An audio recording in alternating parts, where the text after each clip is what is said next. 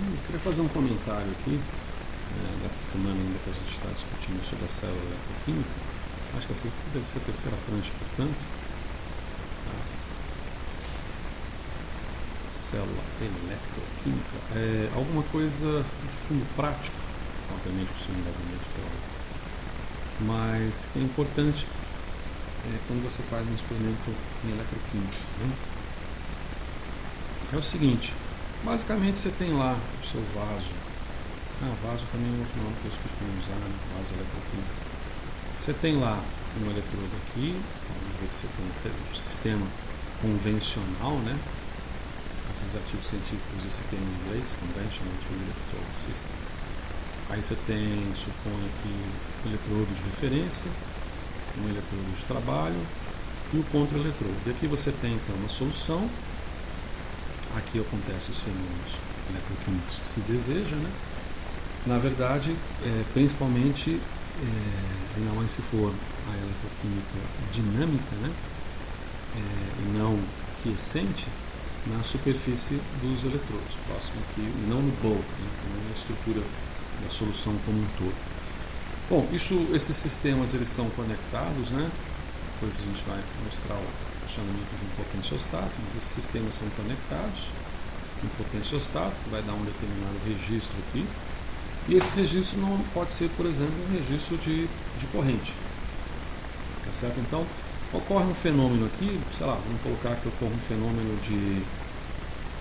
Você aplica um determinado potencial, deixa eu colocar aqui, você aplica, por exemplo, um determinado potencial positivo ou negativo nesse eletrodo, né? E aí você observa, quando você aplica um potencial positivo nesse eletrodo, você observa algum fenômeno de oxidação, de repente pode acontecer aqui, tá certo? Um potencial negativo seria uma percepção de uma redução. Vamos fazer aqui, né? Por que não, né? Você poderia também aplicar aqui um potencial negativo e você perceberia aqui no seu analito algum processo de redução. Bom, a isso, e aí você mede lá, você mede uma corrente, você mede um potencial. Então daqui sai uma medida de corrente e sai uma medida de potencial em volts, né? De corrente em amperes, certo? Ora, essa corrente, se ela for uma corrente típica do sistema eletroquímico, ela é chamada de corrente faradaica. Isso aqui é uma corrente faradaica. Por que corrente faradaica? Porque obedece às leis de Faraday, fluxo de carga faradaica, certo? Isso aqui gera um potencial autêntico também, um potencial do seu sistema. Acho que não existe o termo potencial faradaico, eles falam mais isso para corrente. Só que tem um detalhe, se a solução tiver alguma alteração, se os eletrodos tiverem determinadas geometrias, se as distâncias entre esses eletrodos tiverem determinadas condições e se a fiação elétrica for de determinado grau, se for de determinada dimensão, determinado, não é tipo, né? Não queria colocar assim como tipo, né? Uma específica, vamos dizer de modo geral, essas correntes elas não são puras, né? E veja, se eu for medir aqui um potencial, vou colocar em V, ele é medido dessa forma, né? Então isso aqui é um potencial e a gente colocou num outro videozinho que isso aqui pode muito bem ser a força eletromotriz do meu sistema eletroquímico.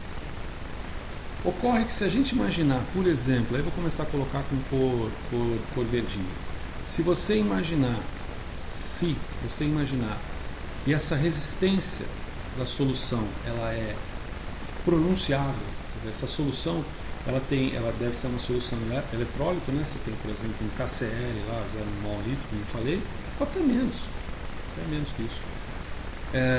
Mas de repente você não tem tanta distribuição de carga nessa solução, ela é de baixa concentração salina, de tal maneira que você tem um aumento na resistência dessa solução. Eu estou simbolizando aqui por RS.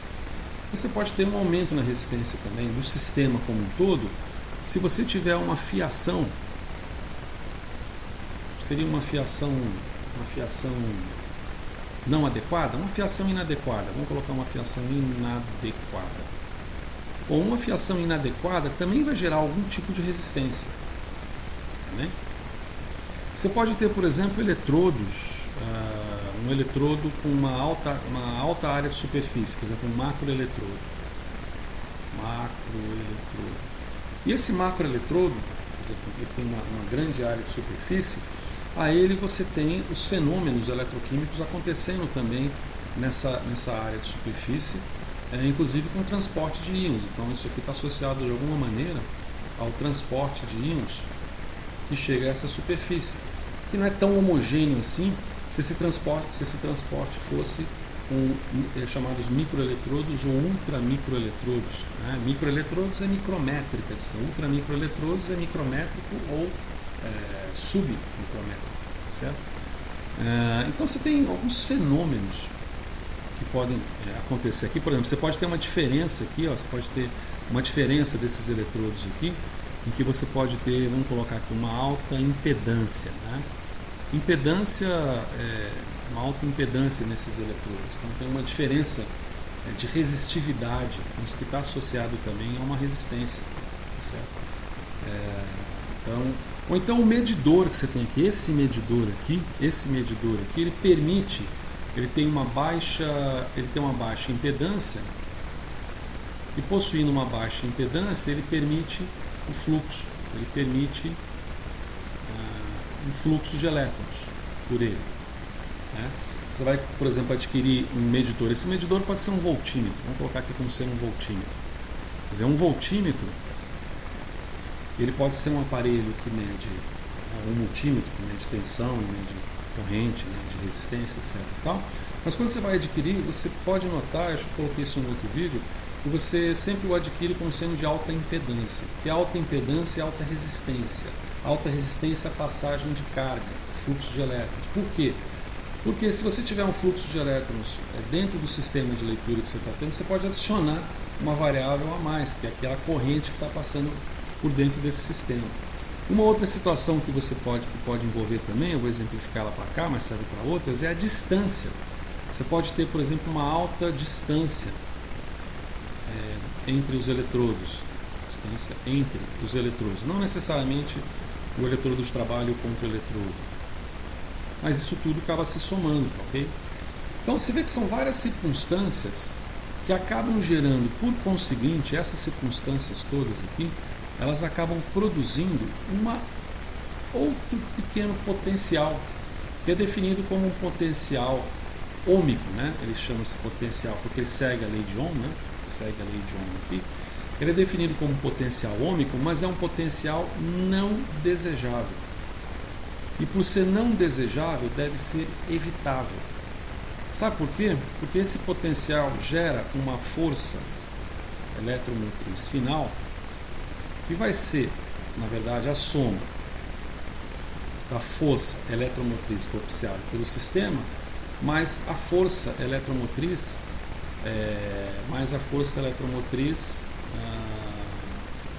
por exemplo, aí depende da definição, você pode colocar, por exemplo, capacitiva ou não faradaica. Vamos colocar um não faradaica.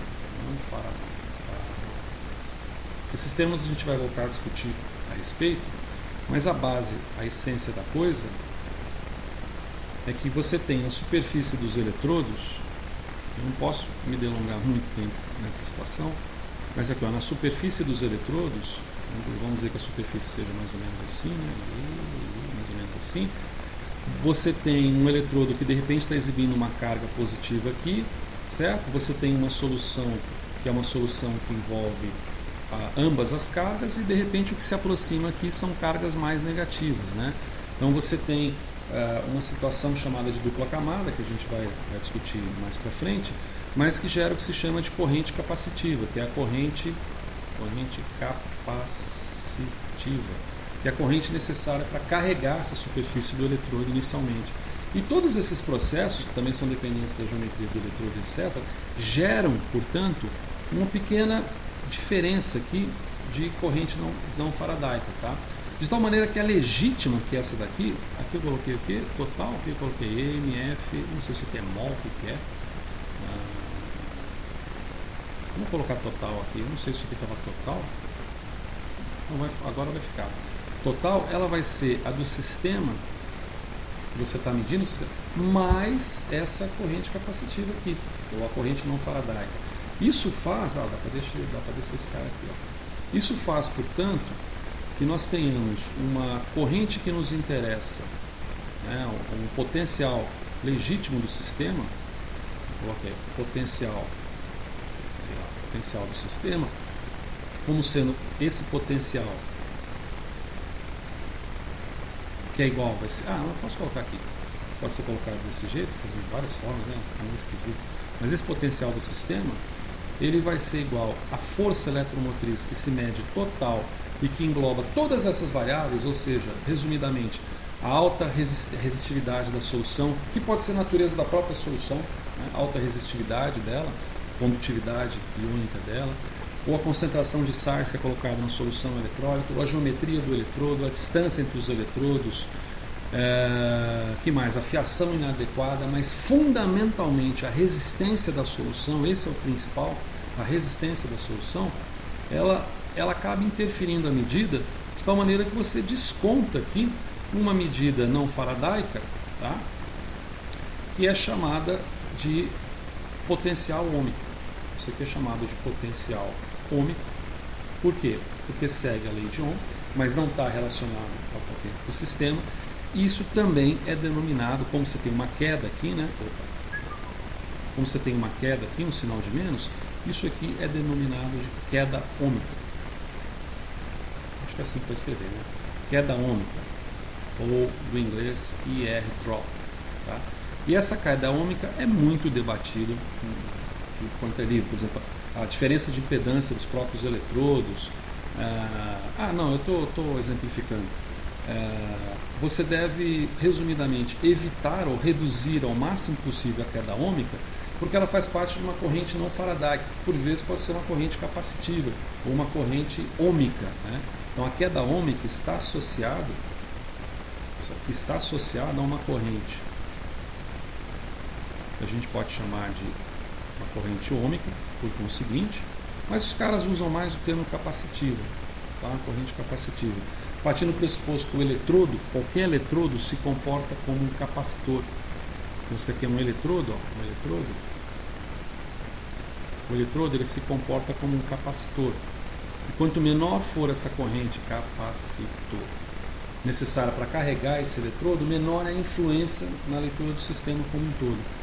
Então, é como se você fosse medir algo que está dando lá 1,1 volt, aí na essência está dando 1,1 volt, mas você tem uma queda ômica ali de 5 milivolts. Então, na realidade, ele está lendo 1,095 volts reais e mais 0,005, né?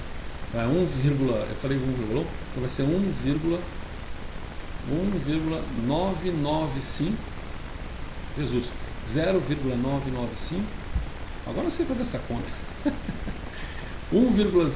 vamos dizer, 1 volt, ele vai perder 5 milivolts, então ele tem 1000 milivolts, ele fica com 995 milivolts, ou 0,995 volts, ou seja, o real seria 0,995 volts, mas ele está lendo 1 milivolt, porque tem 5 milivolts que vem daqui, dessa queda ômica gerada pelo sistema.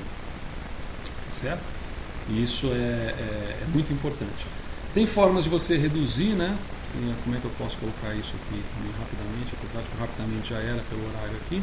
Tem formas de você contrabalançar isso daqui. Olha que bonitinho, tudo colorido. Colorido confunde também, né? Que seria soluções, né? Então seriam soluções. Gente, isso aqui ficou muito feio. Não dá para enxergar uma coisa azul desse jeito, né? Pera. Vamos colocar isso aqui numa cor que dê para enxergar. Amarelinho, vai ser branco mesmo. Então vai ser soluções de contorno, né? Soluções de contorno. Ou seja, algo que você faz para minimizar a queda ômica, porque por definição é impossível. Você tem um fio, e o fio já vai ter uma dissipação ômica nele, né? Uma dissipação de energia.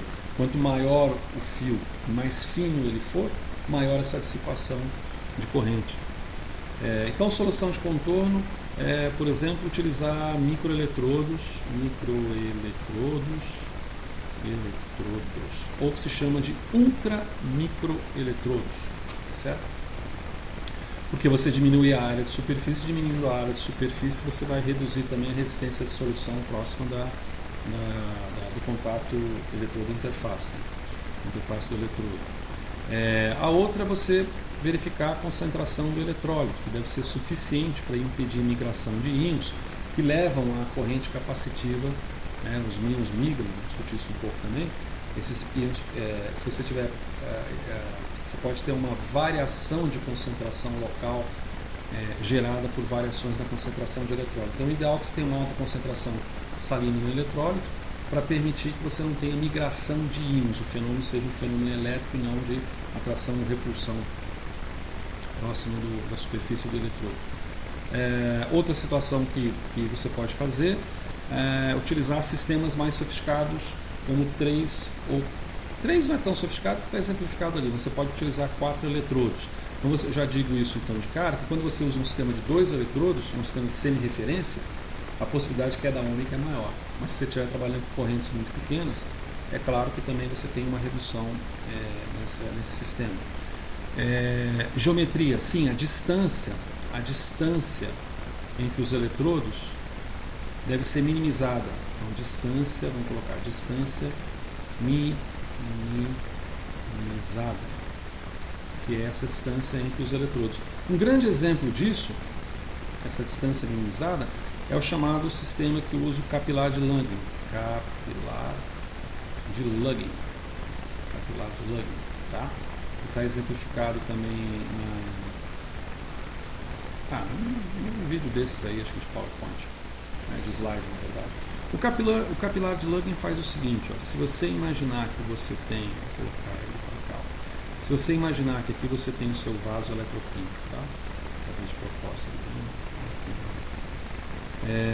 Você tem a solução, muito bem. Aqui você tem um eletrodo de trabalho, e aqui você tem um eletrodo de referência. Eu vou colocar o auxiliar aqui, você pode deixar o auxiliar aqui. E aqui você tem então um eletrodo de referência. O capilar de Lange nada mais é um sistema que faz o seguinte: ele, de certa maneira, aproxima essa distância gigantesca, você tem uma distância gigantesca, tá? Vou chamar de D, entre o eletrodo de referência e o eletrodo de trabalho, e o capilar de Lange, o que ele faz é vestir, ele veste o eletrodo de referência, vou fazer uma coisa mais ou menos, né? Porque o horário muda bastante. Ele veste o eletrodo de referência e chega aqui, faz uma voltinha assim e se aproxima de forma capilar muito próxima à área do eletrodo. Isso aqui é preenchido com solução eletrolítica também e faz o contato elétrico com o próprio eletrodo de referência. Tá? Então esse aqui é o capilar de Lange. Com esse capilar de Lange você faz com que o eletrodo de trabalho fique com uma distância muito próxima do eletrodo de referência, ainda que fisicamente eles possam, por questões do experimento, estarem mais separados, por um contato iônico da solução, contato elétrico, perdão, né, da solução aqui próxima. Não há escoamento dos íons aqui, você pode ter um frit aqui de alguma coisa, mas você tem um contato elétrico aqui que é muito próximo do eletrodo de trabalho. E com isso você reduz também eficazmente o potencial de queda ômica, certo? Que é deixa eu ver se tem mais alguma outra coisa. Papum. São mais ou menos essas vamos dizer assim, as noções principais, certo? Obrigado.